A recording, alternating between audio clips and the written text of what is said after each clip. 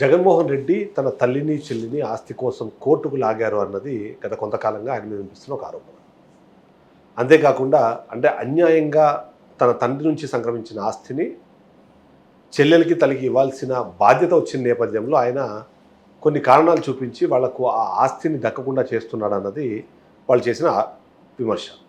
ఈ నేపథ్యంలో ఎన్సీఎల్టీ ఇప్పటికీ దీనికి సంబంధించిన తీర్పు వెలువరించింది. అసలు ఆ తీర్పులో ఏముంది, ఆ తీర్పు ద్వారా నిజంగానే అది జగన్మోహన్ రెడ్డికి ప్లస్ పాయింటా, వైఎస్ షర్మిలకి మైనస్ పాయింటా, అసలు ఏంటి ఆ తీర్పు ఏం చెప్తుందో, ఆ తీర్పు వల్ల కొత్తగా వచ్చే లాభం ఏంటి, ఆ విషయంలో డిస్కస్ చేసే ప్రయత్నం చేద్దాం. మనతో పాటు డాక్టర్ బాలా ఉన్నారు, ఒకసారి తనతో విశ్లేషించే ప్రయత్నం చేద్దాం.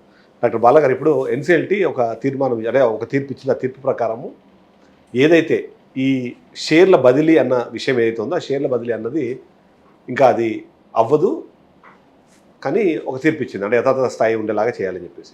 సో ఏంటి అసలు ఎన్సీఎల్టీ తీర్పు ఏంటి, అసలు ఆ కేసు ఏంటి?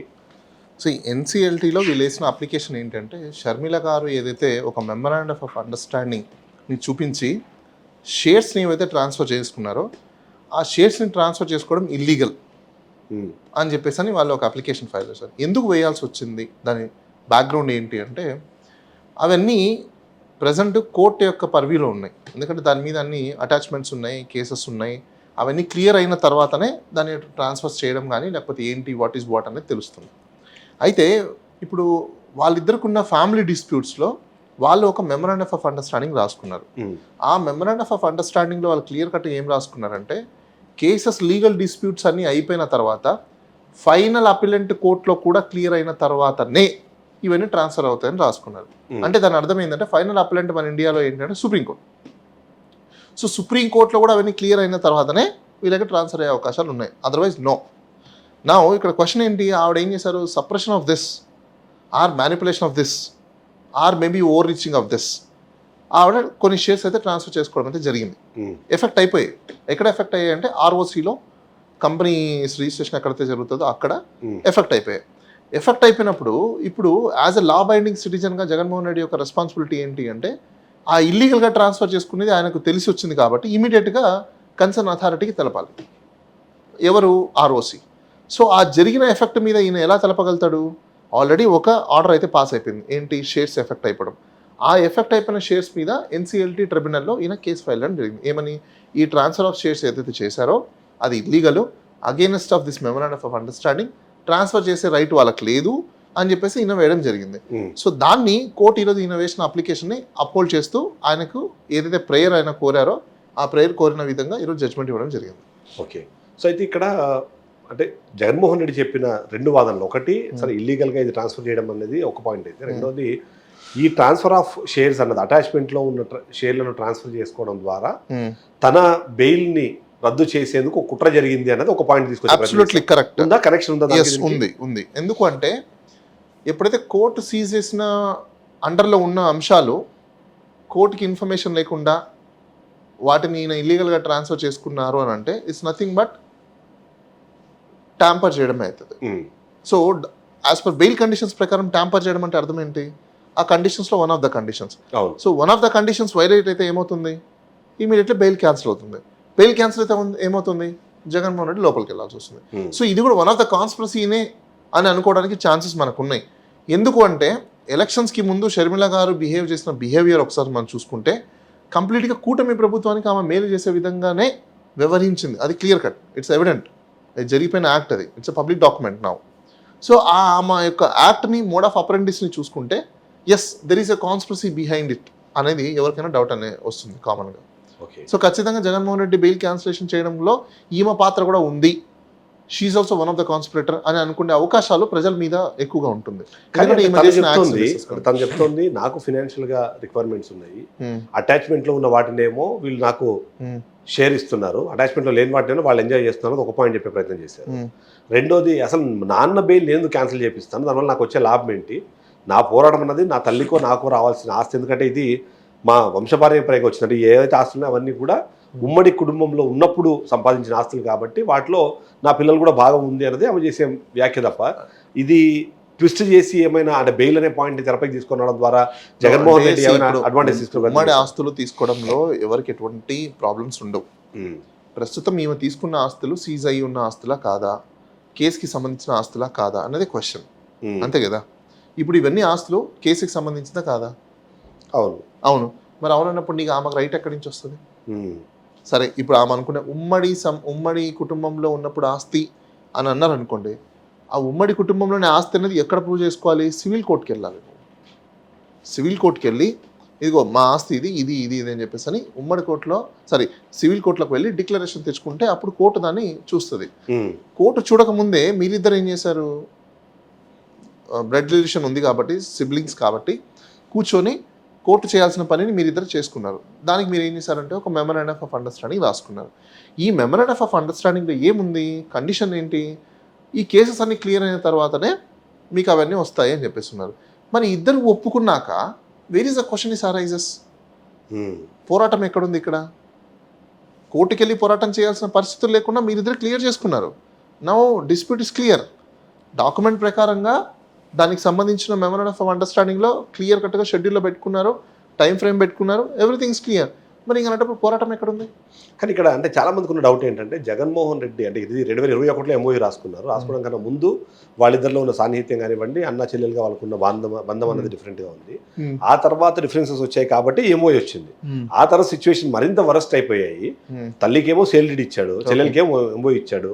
ఈ రెండిటికి నిజంగానే అంటే లీగల్ అవైలబిలిటీ ఉందా, లేకపోతే ఆయన క్యాన్సిల్ చేయడానికి అన్ని రకాలుగా స్కోప్ ఉన్న నేపథ్యంలో రేపొద్దున ఇప్పుడు అది ఓన్లీ జస్ట్ అట్లా ఏదో కంటితుడు జరిగి ఇచ్చేసి రేపొద్దున కేసు క్లియర్ అయ్యే టైప్కి రెండు క్యాన్సిల్ చేసేస్తే అని అనుమానం వచ్చి చేంజ్ చేసుకుని ఉండొచ్చుగా.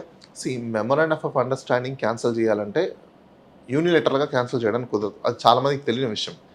లీగల్ పరిభాషలో మీరు ఒక మెమరాండం ఆఫ్ అండర్స్టాండింగ్ ఇచ్చినప్పుడు వన్ సైడ్ చేయడానికి ఉండదు. You have to give a notice. Notice ఇచ్చి దానికి ఒక లీగల్ బ్యాటిల్ ఉంటుంది. ఆ లీగల్ బ్యాటిల్ ప్రకారం వెళ్తుంది. ఇప్పుడు వాళ్ళకి అలాంటి అప్రహెన్షన్ ఉన్నప్పుడు ఆ మెమరాండం ఆఫ్ అండర్స్టాండింగ్ రిజిస్ట్రేషన్ చేసుకోవాల్సిందే. దట్ ఇన్ సింపుల్ మ్యాటర్ కదా. ఇప్పుడు ఆయన క్యాన్సిల్ చేసుకుంటాడని భయం మీకు ఉంది, గో అండ్ ఫర్ రిజిస్ట్రేషన్ డిపార్ట్మెంట్లో ఎంఓయూని రిజిస్ట్రేషన్ చేసుకుంటే ఇట్స్ వ్యాలిడ్ కదా. మరి ఇంత సింపుల్ పని చేయకుండా షేర్స్ ట్రాన్స్ఫర్ చేసుకోవాల్సినంత నెసెసిటీ ఏముంది? ఓకే, అంటే ఇల్లీగల్ అది కదా. ఆల్రెడీ మెమరాండం ఆఫ్ అండర్స్టాండింగ్లో క్లియర్ కట్గా ఉంది. మరి ఇల్లీగల్ పని చేసేదానికంటే లీగల్ పని చేసి ఉండొచ్చు కదా. లీగల్ పని ఏంటి? Go and register department and register them for their ఎన్స్ మ్యాటర్. ఓకే, మీకు అక్కడే క్లియర్ అయిపోతుంది కదా. ఇప్పుడు దీంట్లో ఈరోజు ఇప్పుడు ఆయన మళ్ళీ ఒక యాక్షన్ తీసుకుంటే ఇలా ఇల్లీగల్గా మొత్తం అన్ని ట్రాన్స్ఫర్ చేశారు, కోర్టు కూడా నాకు ఆర్డర్ ఇచ్చింది ఈమె మీద క్రిమినల్ ప్రాసిక్యూషన్ చేయమంటే ఓకే, అప్పుడు ఏంటి పరిస్థితి? తర్వాత ఆఫీసర్లు ఎవరైతే ఉన్నారో ఆఫీసర్ల మీద యాక్షన్ తీసుకోమంటే ఇప్పుడు ఆబ్వియస్లీ ఇప్పుడు ఆ రిజిస్టర్ సంబంధించి వాళ్ళు కూడా ఇన్వాల్వ్ అయినట్టే కదా. పార్టీ చేశారు కదా వాళ్ళు డైరెక్ట్గా. వాళ్ళ మీద క్రిమినల్ యాక్షన్ తీసుకుంటే. సో ఇప్పుడు ఒక పాయింట్ చెప్పండి, ఇప్పుడు ఎన్సీఎల్టీ ఇచ్చిన ఈ తీర్పే ఫైనలా, లేకపోతే దీన్ని మళ్ళీ ఛాలెంజ్ చేయడానికి హైకోర్టు కానివ్వండి పైన అప్పీల్స్కి వెళ్తారు. అప్పీల్స్కి వెళ్ళినా but what is a prima facie అంటే that MOU. What is a MOU is return అనేది it's important. Clauses is more important. ఆ క్లాజెస్లో షెడ్యూల్స్లో ఏర్పడింది ఇది ఉంది అంటే మీరు అప్పీల్కి వెళ్ళినా సేమ్ వెర్డిక్టే ఉంటుంది. ఓకే, సో ఇప్పుడు ఇంకొక పాయింట్ చెప్పండి. యాక్చువల్లీ యాజ్ ఏ జగన్మోహన్ రెడ్డిగా ఆయనకు విన్ అయ్యారు ఇప్పుడు. కానీ షర్మిల అన్నగా ఆయన ఓడిపోయినట్టు కాదంటారు. ఎందుకంటే సొంత చెల్లితో ఒక కాన్ఫిడెన్స్ క్రియేట్ చేసుకోలేని ఒక వ్యక్తి రేపొద్దున రాష్ట్రాన్ని పాలించడమో లేకపోతే ఈ సిచ్యువేషన్స్ అన్ని చూసినప్పుడు యాజ్ ఏ బ్రదర్గా ఆయన ఫెయిల్ అయినట్టు కాదంటారా? ఏం కాన్ఫిడెన్స్ క్రియేట్ చేసుకోవాలి అంటే మీ పాయింట్ ఆఫ్ వ్యూలో? ఆబ్వియస్లీ ఇప్పుడు చెల్లెలు ఇప్పుడు ఆస్తి ఇవ్వడేమో అనే భయంతోనే కదా ఇప్పుడు ఆమె ట్రాన్స్ఫర్. అంటే చాలా సింపుల్. ఇప్పుడు ఏ బ్యాటిల్ తీసుకున్నా బ్యాటిల్ స్టార్ట్ అయ్యేది ఎక్కడి నుంచి? దానికి ఒక ప్రోవోక్ కూడా ఉంది. Greatest battle starts from in house. ఇప్పుడు ఆవిడ బ్యాటిల్ ఏంటి? ఆస్తి. అవునా? మీకు చిన్న ఎగ్జాంపుల్ చెప్తాను. ఇప్పుడు ఆవిడకు ఒక కొడుకు ఉన్నారు, ఆయనకి 2 కూతుళ్ళు ఉన్నారు, ఆవిడకు ఒక కూతురు ఉంది. బేసికల్గా అంటే మన కుటుంబంలోనే మనం మాట్లాడుకుందాం. ఇప్పుడు తల్లిదండ్రుల దగ్గర నుంచి ఆస్తి రావాలన్నప్పుడు యూజువల్గా కూతుర్లు ఏం ఆలోచిస్తారు? అన్న కూతురు ఉంది కాబట్టి అబ్బాయికి ఇచ్చి చేసేసుకుందాం కదా అనుకుంటారు. ఆ పని చేస్తే వెరీ సింపుల్ కదా, ఇంత గొడవలు కూడా ఉండవు, పెళ్ళి అయిపోయింది. That's different story. నేను ఎందుకు అంటున్నానంటే మా ఇంట్లో జరిగిన ఒక సంభాషణ ఇది. నా ఇంట్లోనే కాదు, ఎవరి ఇంట్లోనే అంతే. జగన్మోహన్ రెడ్డి గారి కుటుంబమైనా లేకపోతే షర్మిల గారి కుటుంబమైనా లేకపోతే మీ కుటుంబమైనా మా కుటుంబమైనా ఎవరి దగ్గరైనా అదే ఎమోషన్సే ఉంటాయి. నాకున్న ఒక ఎక్స్పీరియన్స్ నేను చెప్తున్నా. మా అమ్మ లాస్ట్ మా మామయ్య వాళ్ళ ఇంట్లో అమ్మాయి ఉంది. వాళ్ళు ఏమనుకున్నారు, తల్లిదండ్రుల దగ్గర నుంచి మా మమ్మీకి రావాల్సిన ఆస్తి ఏదైతే ఉందో అది ఇవ్వలేదు. బ్యాటిల్ ఎందుకు అనుకున్నారు, వాళ్ళ అమ్మాయిని ఇచ్చి పెళ్లి చేద్దాం అనుకున్నారు. నాకు నచ్చలేదు. అంటే దీనివల్ల బ్యాటిల్ పెరుగుతుంది. సో అక్కడ కూడా బ్యాటిల్ పెరిగినంత మాత్రాన లీగల్ రావాల్సిన రైట్స్ అయితే ఉంటాయి కదా. ఎక్కడికి కానీ వెళ్ళవు ఇక్కడ కదా. తండ్రి దీన్ని బతుకున్నప్పుడు- ఎమోషన్, నేను అదే అంటున్నా, ఉమ్. ఎమోషన్ని మీరు బ్లాస్ట్ చేసుకుంటే బ్లాస్ట్ అయిపోతుంది, ఎమోషన్ని మీరు హోల్డ్ చేసుకుంటే హోల్డ్ అవుతుంది. ఇప్పుడు మీకేమి అందరిలాగా బతకలేని పరిస్థితుల్లో లేరు, వేల కోట్ల ఆస్తులు ఉన్న వాళ్ళ ఇద్దరు కూడా. మీరిద్దరూ అంటే ఒకరు చేసే యాక్ట్ వల్ల, ఇప్పుడు ఇచ్చారా ఇవ్వలేదా పక్కన పెడితే, ఒకరు చేసే యాక్ట్ వల్ల సమాజంలో సోషల్ సిగ్మా వాళ్ళ ఫ్యామిలీ మీద ఎలా పడుతుంది అనేది ఆలోచించాలి. ఎందుకు ఆలోచించాలి అంటే, ఇప్పుడు జగన్మోహన్ రెడ్డి గారు అగెనిస్ట్గా ఆమె మీద వెళ్ళట్లా, ఈవిడ ఆయన మీదకి అగెనిస్ట్గా వెళ్తుంది. ఈవిడ వెళ్ళే యాక్ట్స్ వల్ల వాళ్ళ తండ్రికి ఎంత చెడ్డ పేరు వస్తుంది, వాళ్ళ తల్లికి ఎంత చెడ్డ పేరు వస్తుంది, వాళ్ళ కుటుంబానికి ఎంత చెడ్డ పేరు వస్తుంది, ఈవిడ ఆలోచించాలి. పెద్దల ముందర కూర్చోబెట్టారు, మాట్లాడారు, ఎంఓయూ ఇచ్చారు, ఇంకెంతకంటే ఏం కావాలి? సో ఫైనల్గా చెప్పండి, అంటే ఈ బ్యాటిల్ అన్నది నిజంగానే ఫినాన్షియల్ ఆస్పెక్ట్లో మాత్రమే జరుగుతుందా, లేకపోతే పాలిటిక్స్, పొలిటికల్ ఎజెండాలు, లేకపోతే వాళ్ళ పొలిటికల్ ఫ్యూచర్స్ని బేస్ చేసుకొని వాటి ఎజెండాగా జరుగుతుందా? ఇప్పుడు ఒక విషయం చెప్పండి చిదంబరం గారు, మీకు తెలిసిందే, మనకు క్లోజ్ అసోసియేషన్ ఉంది, మనకు తెలుసు వాట్ ఈస్ ఫ్యాక్ట్ అనేది.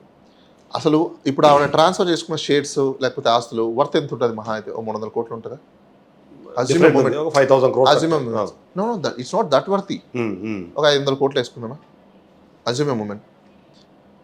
ఫర్ ఎగ్జాంపుల్, ఒకవేళ జగన్మోహన్ రెడ్డి గారు కానీ లేకపోతే ఆవిడకి కానీ ఆమె ఎలక్షన్లో ఖర్చు పెట్టిన డబ్బులు ఎంత, ఆమె పార్టీ పెట్టినప్పుడు ఆల్మోస్ట్ సిమిలర్ దట్ అమౌంట్. అంటే ఇక్కడ పొలిటికల్ వెంజన్స్ ఉంది తప్ప it's not a real property vengeance. Property vengeance లేదు, ఓకే, ఓన్లీ పొలిటికల్ వెంజన్స్. ఆ పొలిటికల్ వెంజన్స్ వల్ల ఏంటంటే, వీళ్ళు సపోజ్ ఒకవేళ ఆ పవర్లోకి వస్తే వేల కోట్ల రూపాయల ఆస్తిని మేము కూడా చేసుకోవచ్చు, పవర్ని ఎంజాయ్ చేయొచ్చు, అంతకుమించి ఏం లేదు. ఆవిడొచ్చి ఈరోజు ఏదో ప్రజలకి మంచి చేస్తుంది, ప్రజలకు ఏదో న్యాయం చేస్తుంది అంటే, తెలంగాణలో పార్టీ పెట్టినప్పుడు ఫెయిల్ అయిపోయింది. ఇక్కడున్న కార్యకర్తలనే ఆమె కాన్ఫిడెన్స్ తెప్పించుకోలేకపోయింది. ఇంకా ఆంధ్రాలో పోయి ఆంధ్రాలో ఆమె నిలబడి ఆల్రెడీ కంటెస్ట్ చేసింది, ఏం జరిగిందో మనకు అందరికీ తెలిసిన విషయమే. ఎవరు ఆమెను విస్మరించే పరిస్థితుల్లో లేరు ఈరోజు. కాబట్టి ఇంకా ఇప్పటికిప్పుడు ఆవిడ ఇక్కడున్న ప్రాపర్టీస్ అన్ని సర్దుకొని బిచ్చన్న సర్దేయాలనే ఆలోచన ఏమైనా ఉండొచ్చేమో, but I don't know. Okay, so ఫైనల్గా ఇక్కడ మాత్రం ఫినాన్షియల్ ఆస్పెక్ట్ కన్నా పొలిటికల్ ఎజెండా అనేది చాలా క్లియర్గా కనిపిస్తుంది అన్నది బాలా చేస్తున్న ఒక కమెంట్గా మనం చూద్దాం. Thank you.